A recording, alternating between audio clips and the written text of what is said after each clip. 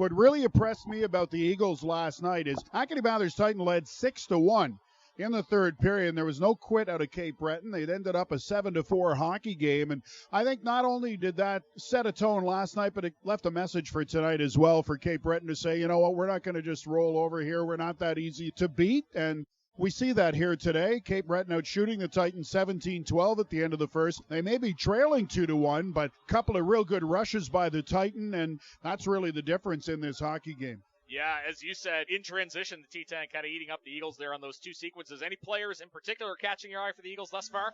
Boy, real good question. You know what? I like Squires when he gets an opportunity. He looks really good. I'd have to say that he's somebody that's really caught my eye for Cape Breton. I like some of the younger players, too. Last night with Fullerton, I thought, especially the first couple of periods of the hockey game, he looked really strong. So there's a lot of good signs. It's really tough, right? You're in a situation where you're building, but you look for those bright spots, and those are a couple of players that caught my eye. Yeah, it's been fun to watch new players, and you're seeing that on Bathurst as well. One guy who's very experienced, though, is Jan Bednar. Not signed yet by Detroit, but doesn't seem to be affecting him mentally, and he's just looking like a monster in net tonight. When he first came to the Titan, it was difficult because he's not the type of goaltender that is going to make a lot of really sprawling saves or spectacular saves, that kind of thing.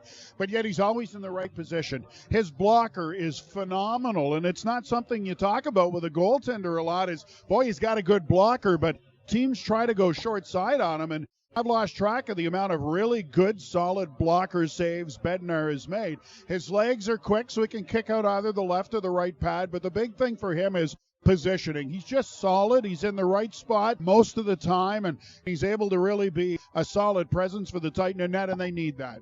They do not have a really strong blue line. Cole Larkin really is the anchor of that defense core, and if you look at everybody else, Higgins may be back, but this is a guy that only showed up in February last year, maybe into December. It was around the Christmas trading period, but remember the Q shut down in January because of COVID last year. So really it was February when we saw Higgins play, and he's kind of the number 2 guy out there.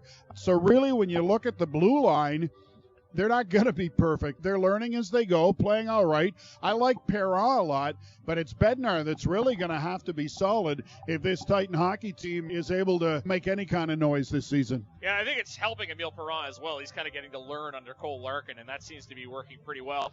Big changes in Bathurst in the offseason because Gordy Dwyer comes in, not just as the coach, but the GM. Still early days, but do you get the impression that this is already Gordy's team as opposed to Sylvain Couturier's? Really interesting question. I think it's really early to tell that.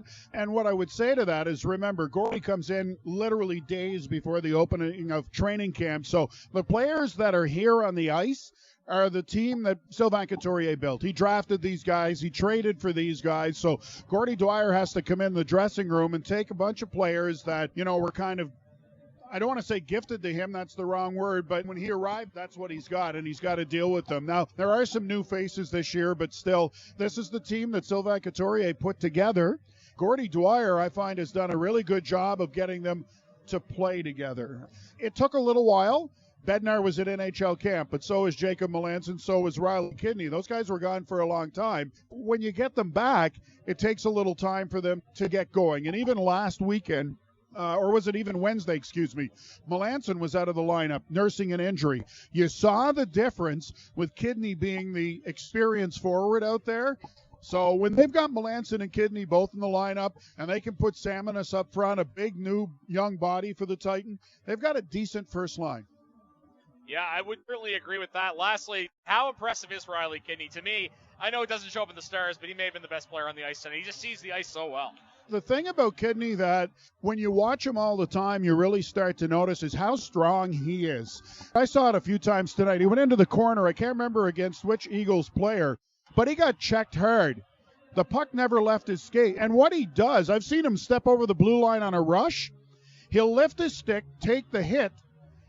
He doesn't lose his footing, and he's still got the puck. A lot of players, when they get hit, the puck is still on their stick, so the jar of the collision knocks the puck free. Kidney will lift his stick off the ice. He's got the strength to take the hit. Well, because his stick's not touching the puck anymore, it doesn't move.